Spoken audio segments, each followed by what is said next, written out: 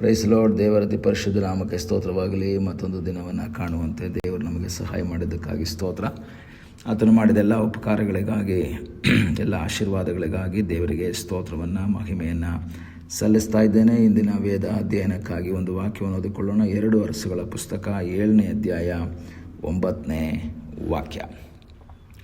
ಅನಂತರ ಅವರು, ಇದು ಶುಭವಾರ್ತೆಯ ದಿವಸವಾಗಿದೆ, ನಾವು ಇದನ್ನು ಪ್ರಕಟಿಸದಿರುವುದು ಒಳ್ಳೆಯದಲ್ಲ.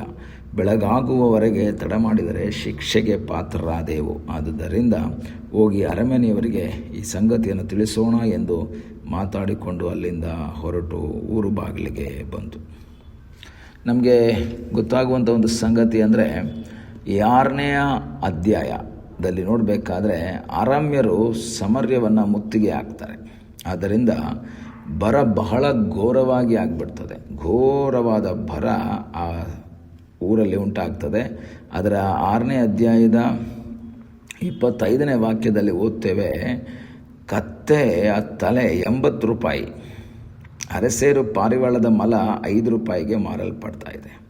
ಕತ್ತೆ ತಲೆಗೆ 80 ರೂಪಾಯಿ ಕೊಡಬೇಕು, ಅರಸೇರು ಪಾರಿವಾಳದ ಮಲ ಅದು 5 ರೂಪಾಯಿಗೆ ಮಾರಲ್ಪಡ್ತಾ. ಅಷ್ಟು ಬಹಳ ಘೋರವಾದಂತಹ ಬರ ಬಂದಿದೆ. ಮಾತ್ರವಲ್ಲ, ಒಬ್ಬ ಸ್ತ್ರೀ, ಅದರ 28ನೇ ವಾಕ್ಯದಲ್ಲಿ ನಾವು ನೋಡ್ತೇವೆ, ಒಬ್ಬ ಸ್ತ್ರೀ ತನ್ನ ಮಗನನ್ನು ಇಬ್ಬರು ಸೇರಿಕೊಂಡು ಒಬ್ಬನನ್ನು ಬೇಯಿಸ್ಕೊಂಡು ತಿಂದ್ಬಿಡ್ತಾರೆ. ನೆಕ್ಸ್ಟ್ ಡೇ ಇನ್ನೊಬ್ಬಳ ಮಗನನ್ನು ತಿನ್ನೋಣ ಅಂತ ಪ್ಲ್ಯಾನ್ ಮಾಡ್ತಾರೆ.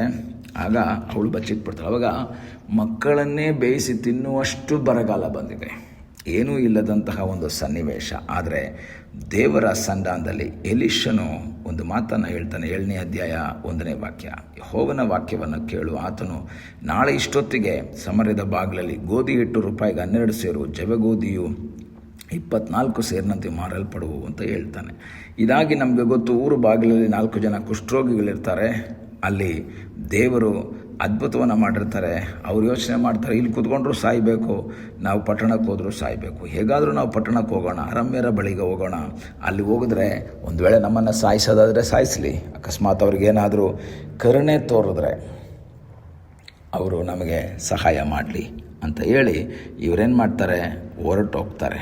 ಆದರೆ ಅಷ್ಟೊತ್ತಿಗೆ 6ನೇ ವಾಕ್ಯ ಹೇಳ್ತದೆ, ಅರಾಮ್ಯರ ಪಾಳ್ಯದವರಿಗೆ ಒಂದು ದೊಡ್ಡ ಮಹಾ ಸೈನ್ಯದ ಘೋಷವನ್ನು ಕೇಳಿಸುವಂಥ ದೇವರು ಮಾಡ್ತಾರೆ.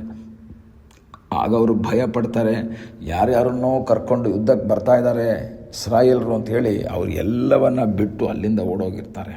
ಜೀವರಕ್ಷಣೆಗಾಗಿ ತಂದಿದ್ದಂಥ ಆಹಾರ ಸಾಧನಗಳನ್ನೆಲ್ಲ ಬಿಟ್ಟು ಅಲ್ಲಿಂದ ಓಡಿ ಹೋಗಿರ್ತಾರೆ. ಆದರೆ ಈ ಕುಷ್ಠರೋಗಿಗಳು ಬರ್ತಾರೆ, ಪಾಳ್ಯದ ಅಂಚಿಗೆ ಬರ್ತಾರೆ. ಮೊದಲನೇ ಡೇರಿಯಲ್ಲಿ ಹೋಗಿ ಉಂಡು ಕುಡಿತಾರೆ, ಬೆಳ್ಳಿ ಬಂಗಾರನೆಲ್ಲ ತಗೊಳ್ತಾರೆ. ಇನ್ನೊಂದು ಡೇರಿಯನ್ನು ಹೋಗಿ ಅಲ್ಲೂ ಸಹ ಅದೇ ಥರ ಮಾಡ್ತಾರೆ, ಎಲ್ಲವನ್ನು ಬಚ್ಚಿಡ್ತಾರೆ. ನಂತರ ಇವರ ಮನಸ್ಸಲ್ಲಿ ಒಂದು ವಿಷಯ ಬರ್ತದೆ, ಇದು ಶುಭವಾರ್ತೆಯ ದಿವಸ. ಯಾಕೆಂದರೆ ನಮ್ಮೂರವರು ಅನೇಕರು ಮುತ್ತಿಗೆ ದೆಸೆಯಿಂದ ಕತ್ತೆ ತಲೆಯನ್ನು ತಿಂದ್ಕೊಂಡು ಅರಸೇರು ಪಾರಿವಾಳದ ಮಲವನ್ನು 5 ರೂಪಾಯಿ ಕೊಟ್ಟು ತಿಂದು ಭಾಳ ಕಷ್ಟಪಡ್ತಾರೆ. ಮಕ್ಕಳನ್ನೇ ಬೇಯಿಸ್ಕೊಂಡು ತಿನ್ನಬೇಕಾದ್ರೆ ನಾವು ಇದನ್ನು ಹೇಳ್ದೇ ಇದ್ರೆ ಸರಿಯಲ್ಲ. ಇಲ್ಲಿ ಆಹಾರ ಇದೆ, ನೀವು ಮಕ್ಕಳನ್ನು ಬೇಯಿಸಿ ತಿನ್ನಬೇಡಿ, ನೀವು ಕತ್ತೆ ತಲೆ ತಿನ್ನಬೇಡಿ, ಪಾರಿವಾಳದ ಮಲ ತಿನ್ನಬೇಡಿ, ಇಲ್ಲಿ ಆಹಾರ ಇದೆ ಅಂತ ನಾವು ಹೇಳಲಿಲ್ಲ ಅಂದರೆ ತಪ್ಪಾಗ್ತದೆ. ಬೆಳಗಾಗುವವರೆಗೂ ನಾವು ಸುಮ್ಮನೆ ಇದ್ದರೆ ಒಂದು ವೇಳೆ ಶಿಕ್ಷೆಗೆ ಪಾತ್ರರಾಗ್ಬೋದು. ನಾಳೆ ಗೊತ್ತಾದರೆ ನಾವು ಹೇಳ್ದಲ್ಲಿ ಅವರಿಗೆ ಗೊತ್ತಾಗ್ಬಿಟ್ಟು ಅವ್ರು ಬಂದರೆ ನೀವು ಯಾಕೆ ಹೇಳಲಿಲ್ಲ ಅಂತ ಹೇಳ್ತಾರೆ.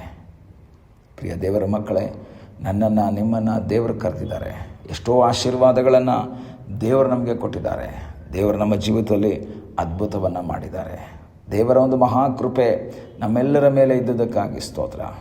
ಆತನು ಮಾಡಿದ ಎಲ್ಲ ಉಪಕಾರಗಳಿಗಾಗಿ ದೇವರಿಗೆ ಸ್ತೋತ್ರವನ್ನು, ಮಹಿಮೆಯನ್ನು ಸಲ್ಲಿಸಬೇಕು. ಹೌದು, ನಾವು ಶುಭವಾರ್ತೆಯನ್ನು ಪ್ರಕಟಿಸಬೇಕಾದಂತಹ ವ್ಯಕ್ತಿಗಳು, ಶುಭವಾರ್ತೆಯನ್ನು ತಿಳಿಸುವುದಕ್ಕಾಗಿ ಕರೆಯಲ್ಪಟ್ಟಂತಹ ವ್ಯಕ್ತಿಗಳು.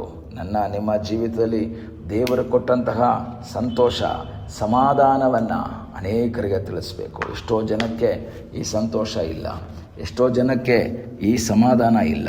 ಅದನ್ನು ನಾವು ತಿಳಿಸ್ತಿದ್ರೆ ದೇವರು ನಾಳೆ ನಮಗೆ ಲೆಕ್ಕ ಕೇಳ್ತಾರೆ. ಈಗಲೇ ಸಮಯದಲ್ಲಿ ಕರ್ತನಿಗೆ ಹೇಳೋಣ, ಅಪ್ಪ ದೇವರೇ, ಏನೂ ಇಲ್ಲದಂತಹ ನಮ್ಮ ಜೀವಿತದಲ್ಲಿ ನೀನು ಅದ್ಭುತ ಮಾಡಿ ನಮಗೆ ಕೊಟ್ಟಿರುವಂತಹ ಎಲ್ಲ ಆಶೀರ್ವಾದಗಳಿಗಾಗಿ ಸ್ತೋತ್ರ.